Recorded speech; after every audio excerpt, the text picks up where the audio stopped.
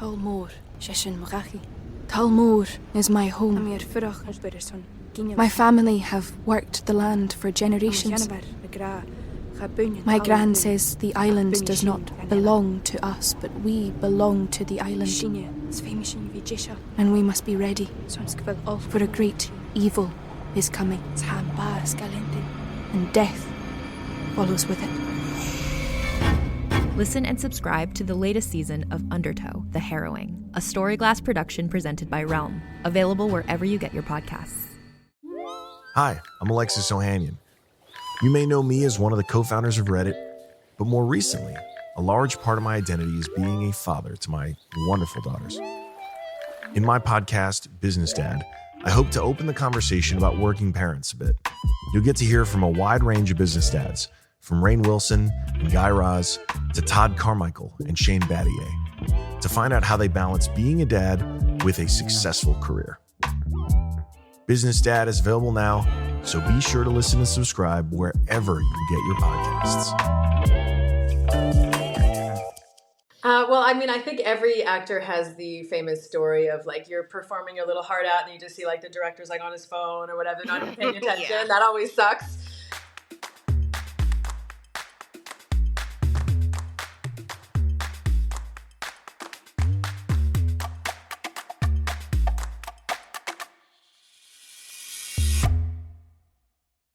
Hello world and welcome back to another episode of Thanks for Coming In. I'm your host, Jillian Clare.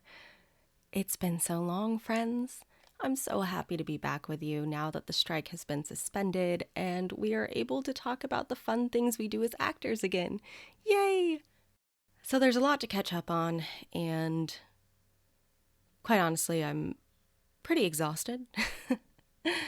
And so I'm not going to catch up on a whole lot here, but if you haven't listened to my show, The Case Within, check it out. It is also on Realm, and we had such a great time making it. All 8 episodes are available to binge right now. So let's get to the episode. Today we have Karen Cliche, who you may know from the brand new movie, Thanksgiving. I haven't seen it yet. I'm very excited to see it. I love a good slasher movie. So here's my conversation with Karen. And welcome to the show, Karen Cliche. Thank you for having me. I'm so excited to have you on the show. I am also very excited to see your new movie, but we're going to get to that in a little bit. The first thing I always like to ask my guests is, what made you want to be an actor? That's the $1 million question. Like, what's wrong with us, right? Like, what makes us want to do this crazy career? You know what? It was just always something since I was born. Since I was as young as I can remember, I just always wanted to do this. I was always a bit of a dreamer in my head. I always, did the best performances in front of my mirror. I was practicing my Oscar acceptance speech in the mirror. Oh my gosh, how many times have we accepted fake awards? Literally all the time. The only awards I get are the fake ones. I mean, come on, it's time for a change. I just loved it. I loved the escape. I think that it was just something that was just in me, and there was nothing else I really ever wanted to do. I had other interests that I did pursue eventually, but it was just like from the get-go. I think it was really just the escape into this other world that was really important for me. So when you were growing up, did you do any like school plays? I mean, what was your first time really experiencing what it was like to be another person? Yeah, so in grade 7 was my first play that we did. It was a musical. It was Anne of Green Gables, the musical. Fun. And I was in grade 7, so I went up to like grade 7 to 11. So obviously the older grades got the bigger roles, but we had to audition. We had to sing, and I'm not a singer. I mean, I can carry a tune, but it was really, really a big risk for me. It was really scary. I remember it was the music teacher. The audition was The Rose. You know that song, Some Say Love. That's that song. Yep. And he was playing piano, and I had to sing it. So I must have done okay enough to get one line in the play. It was actually one word in the play, and the word was furs. So that was my first experience on a stage. And then grade 9, 10, and 11, when I was in Montreal and I started a new school, I was in drama class. And, I was top of my class in those years. We did some like variety shows, but it was mostly like in class and improv stuff. And then I just kind of started working after that. So I did a little bit of training here and there, I did some Meisner technique and a little bit of stuff like extra classes. But yeah, it was more just school stuff that led me into this. I'm a Meisner girly myself. Yeah. I love it. You have red hair. Yeah, I do. I have red I hair. have red hair. Yeah. So tell me about like growing up in Canada and how your parents, acclimated to you wanting a career in the arts. For some, it's difficult, and for others, their parents are very supportive. So I wonder what that experience was for you. Yeah, so I'm an army brat. So basically, that means that I moved every 2 to 3 years, different countries. I lived in Virginia Beach for a few years when I was, 6, 7, 8 years old. Lived in Germany, and my family is a real, we're all French Canadian, small town. So real, just like working class, very, I say simple in the best of ways, right? Just like no one's like a big, like, la la la, look at me. I wasn't like that as a kid either, but I think that they just for sure like supported it 100%. I mean, my parents got divorced when I was in grade 7. So my dad wasn't in the picture after that. But my mom was always really supportive about anything that we wanted to do. But I remember being like 30 years old and I had already done like about 7 TV series. And my mom was still kind of asking, so are you going to ever go back to school, go back to university? They just didn't understand. And I think seeing the hardship that happens as an actor, sometimes all the rejection and the long times of unemployment, it's really hard for a parent. And so they just are looking out for the best of you. It wasn't that she didn't support me. She was just like, do you want something more stable, and that kind of thing. So definitely do not come from a showbiz family. Do not come from anybody who does anything remotely like this at all. But they think it's cool, but I'm really just Karen, kooky Karen to them, really. Like Kooky Karen. I love it. The good kind of Karen, not the Yes, Karen that we've known for the past few years. But yeah, no, really supportive and encouraging. That's good. It's always an interesting, route to take as a human, to take an artist route where everything is uncertain and there is no stability in what is a 401k, because we don't have that. Nope. And I wish I would have saved some money early on because now as I'm older and wiser, I'm like, damn. Yeah. Should have put some money in that bank. Yeah. So tell me then, you said that you did go to university at some point. What did you go for? When did you kind of make the decision of, you know what, I'm going to try out doing this professionally? Yeah, like peace out, university. I'm going See you over later. there. So I was always really interested in psychology. I wanted to be a social worker or some kind of activist in the world to help people in some way. So I just really love human behavior and the human mind, which goes side by side with acting, because I believe that's what acting is. Yeah. There's so many of my friends who have studied psychology who are also actors. It's just, I think that when you're an artist and you're an actor, it's like psychology is like, oh, how do you get into somebody's brain? Which is literally what we do. So it makes total sense. Exactly. So I think that my knowledge and my experience in that, my studies, I didn't finish university. Because I was modeling at the time, and modeling was just something that I always did on the side. It was never a goal of mine. It was never like a big passion of mine. I thought it was kind of superficial, and I had a little bit of a inner struggle about that. I was like, I'm a feminist. How can I be a model doing this? It was just this weird black and white thinking that I had. And so an agency in New York had asked me to go down to New York. So I basically finished my semester and I said, listen, I'm going to go try this, even if it's just a couple of years traveling the world doing this. School's always going to be there, but these opportunities won't. And I've always been a person who follows my instinct and kind of goes with what I feel is right, and live kind of through passion more than thought. And so I went to New York, LA, Milan, Munich, Barcelona, and I just had a couple of years like that, just traveling in and out. I was living in Montreal at the time. So I would come back, I'd waitress for 4 months, and then I'd take off and I'd come back. That was what we were all doing. And it was just a really great time. And I had such a wonderful experience. And it's when I got back from Montreal when I was about 21, got back to Montreal. My modeling agency at the time opened up an acting division. And they just kind of sent out, hey, who can act? Does anyone know how to act? And I was like, oh, I think I can. I remember I wanted to do this crazy thing. And so I Have you heard of Anne of Green Gables? Because I had the most important line. I was unforgettable. It was an unforgettable performance. So I just started auditioning, and I was really lucky to start working right away, actually. So I just knew that was the right path, and I never looked back. So I still love psychology. I love documentaries. I love podcasts on cults. I love all the things psychological. So I live my passion through that. I get it. What was like the first project you did as an actor that felt like, oh man, I feel like I'm on the right path, because it's hard to, especially with all the rejection and how many times you audition and all the things that you have to do constantly, you can second guess yourself very easily. But I know for everybody, there's that like one project where it's like, oh, okay, I know that I'm doing the right thing. Yeah.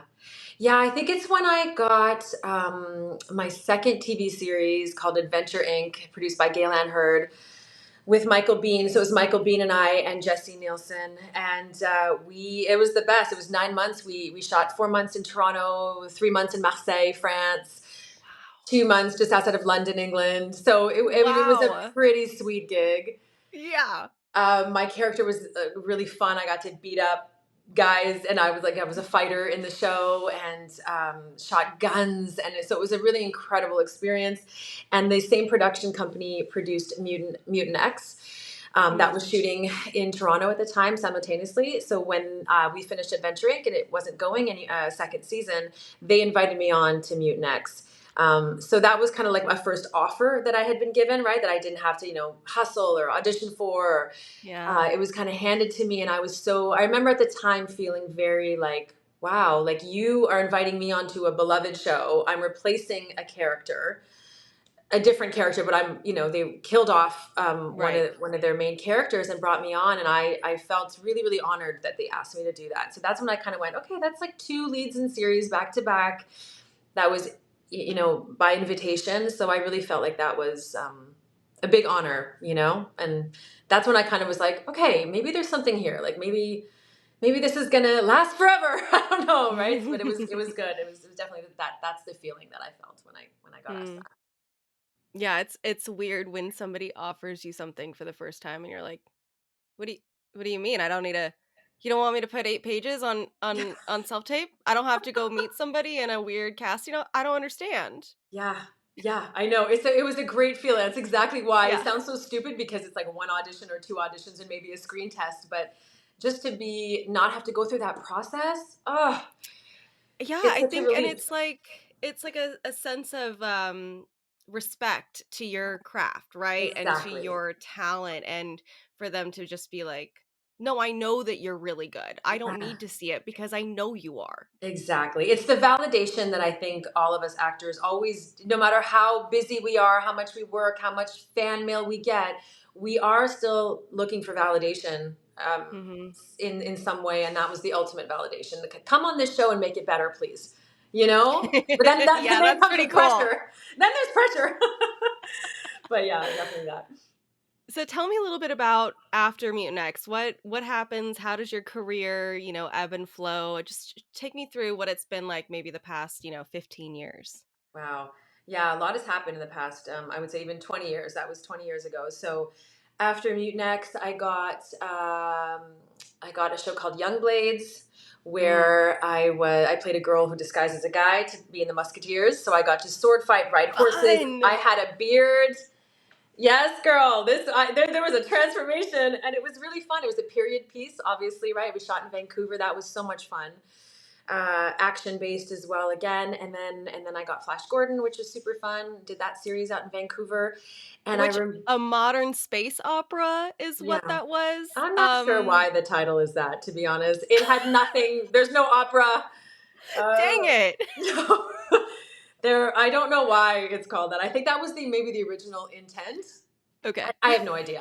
There was no singing ever, but I have no idea. Do not ask me. Do not ask me. It wasn't like the best of shows, but it was definitely a hoot. It was definitely fun. But I remember on that show, I knew I always wanted to have kids. Like that was kind of always my anything. But I remember I was 30 at the time, and they say that, the biological clock starts ticking. And it was not even like a thought out process. It was just really, really pure instinct. We had babies on set at one point, and I just it was like, I just gravitated towards the babies. Whereas before I would just be like, I was sitting in my chair, like, hey, talking to everybody. I didn't really care. Like, it didn't strike me as anything like, oh my God, I have to see the baby. And then this just overwhelmed me. And at that moment I knew I wanted to be a mom, like ASAP. And I just couldn't get it out of my head. So as soon as we got the go ahead that it wasn't going a second season, I was like, hey, Abby, let's do this. So got pregnant, and I quit the business for several years.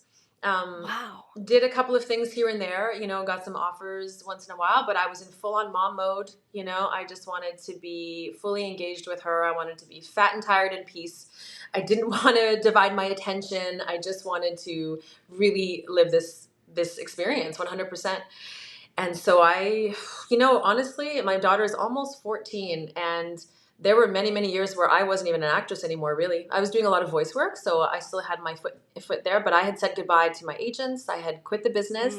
I was working in advertising, in sales.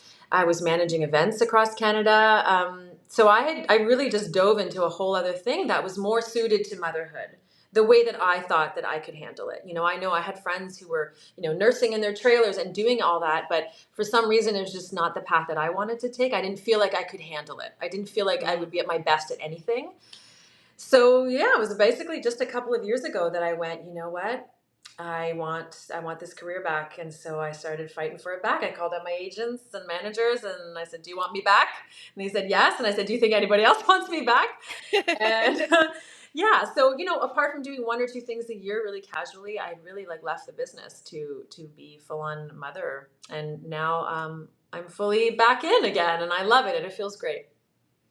It's really cool that this, industry allows us to do this now. I feel like, maybe 30 years ago, we wouldn't have been able to leave and have another life and then come back, right? Like there was expectations of women in film, like when you look at the Golden Girls, they were in their 50s looking like they were 90. I mean, it's crazy. So it's really cool to see this evolution, and I think that's one of the cool things about acting in general is that you can take a break. You can say, hey, I'm going to go experience something else for a while. And all it's going to do is make you a better actor because now you have more experience and now you have, different information to pull from, which is so cool. You're so right about that. And yes, times have changed in the last 5-10 years. I'm glad that this timing worked out for me because I came back in my 40s, right? I wasn't in my late 20s or early 30s anymore. So I didn't really know what the landscape was out there. And I've seen that change on screen. We see a lot more late 40s women lead roles. So that, thank God, the timing was great on that. And also, yes, you're absolutely right. I'm a better actor now than I was in my 20s because of motherhood, because of my fearlessness and being vulnerable, all these things that broke me open. And so I'm really excited that I get the chance now to act my little butt off fully instead of having, I was good. I could do it, but I think I had my limitations, to be honest, especially when it came to big dramatic acting and just crying or whatever, for example. And now I just feel like, oh, I'm so glad that I get to fully be an actor now and see what my full potential is as an actor, as an older and wiser person. Yeah.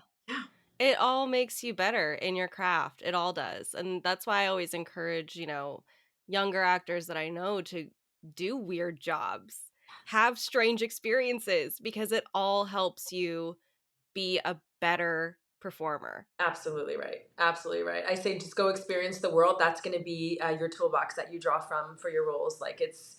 It's valuable. What did I say? I said at one point that I can justify my crazy life choices based on, it was for research.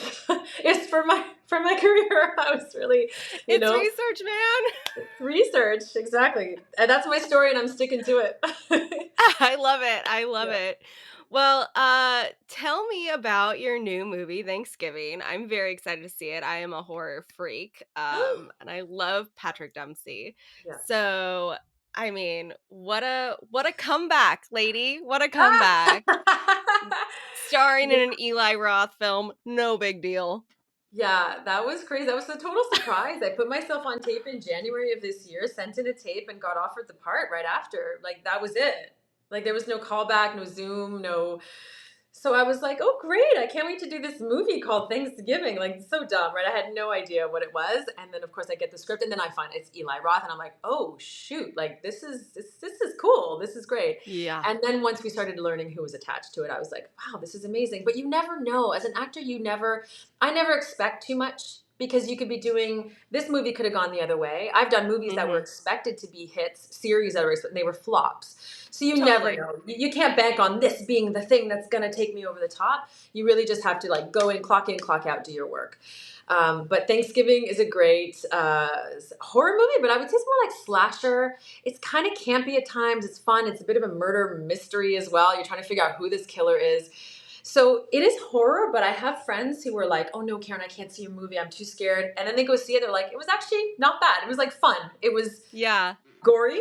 I had to close my eyes a couple of times, they say, but it's great. I think you're going to really love it. And it was such a great experience all around, cast, working with Eli, the crew, like it was incredible.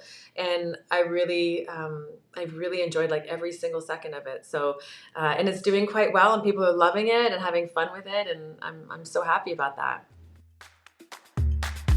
We're going to take a quick commercial break and then we'll be right back. And back to the show. Okay, so you said you auditioned for this in January. This is a heck of a turnaround. Yeah. And we shot it March and April. And we even shot some extra scenes in August that were put together. Oh my gosh. Within 2 weeks. Those were added in and stuff. Yeah, I went back to Toronto to do a couple extra things and very, very fast turnaround. That is wild. Dang. Yeah, they work fast. I guess so. My God. Well, tell me a little bit about filming a movie that is a campy style slasher. I mean, how were you with the blood? Do you have blood on you? Because I haven't seen it, so don't spoil it for me. But how was that experience for you? I mean, as an actor, right? Like it's fake, obviously. Right. So the trick is to sell it. I mean, my character played a little like I play kind of like a little bit of a bitchy stepmom, like and a fiance. Love it. I know. I mean, this face just screams bitchy, I guess, because I get hired a lot. It's the Meredith Blake persona, and I'm for it.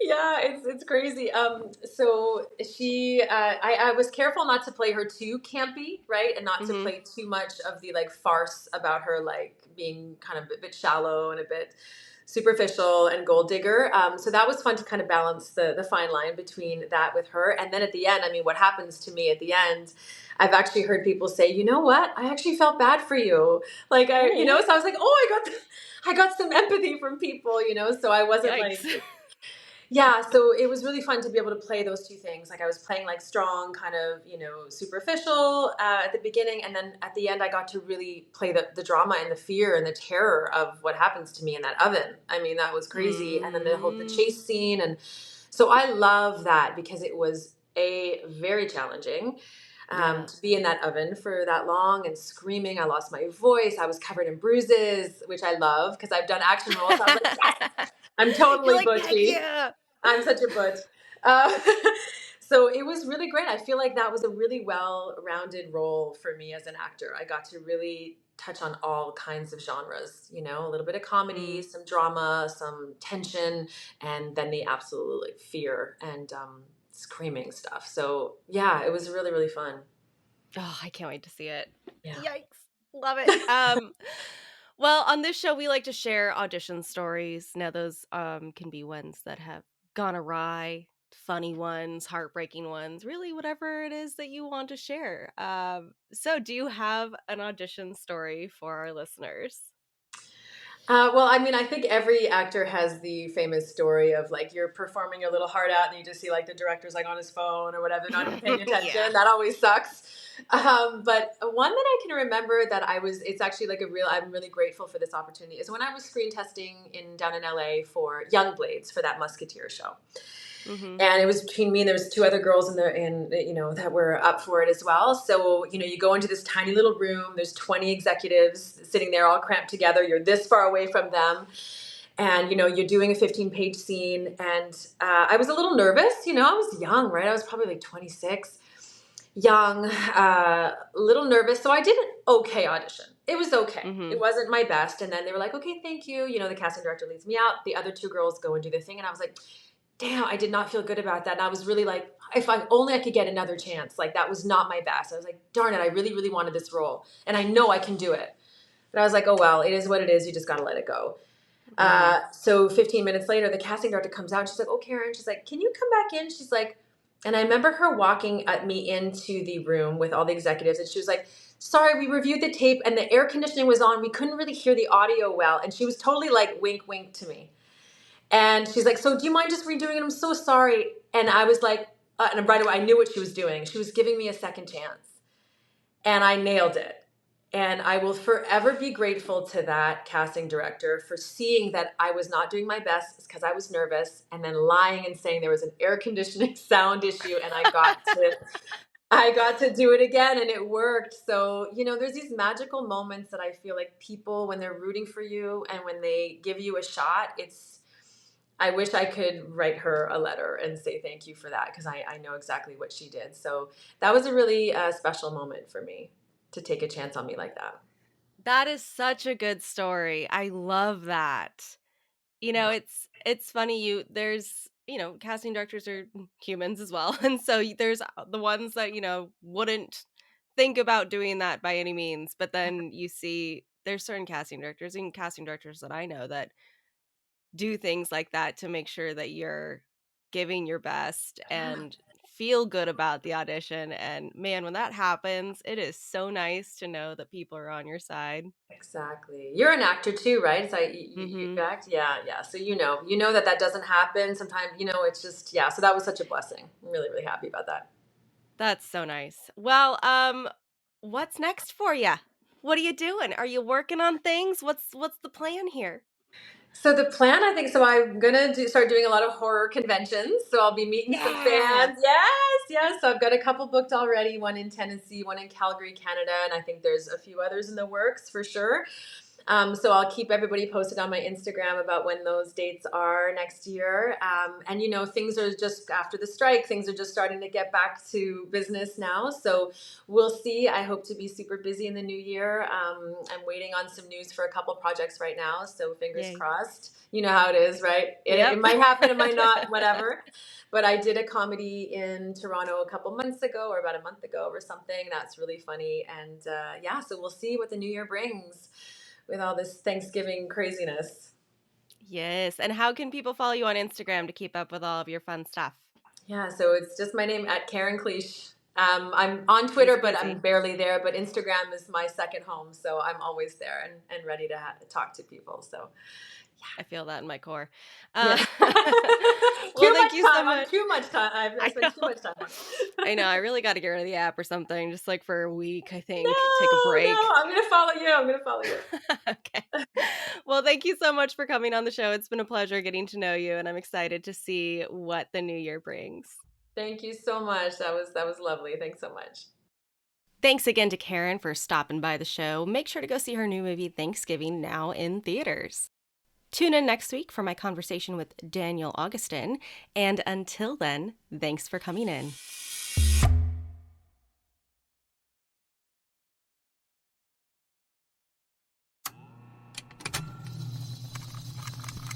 Contained herein are the heresies of Radolf Buntwine, erstwhile monk turned traveling medical investigator. Join me as I study the secrets of the divine plagues and uncover the blasphemous truth that ours is not a loving God, and we are not its favored children. The heresies of Radolf Buntwine, wherever podcasts are available.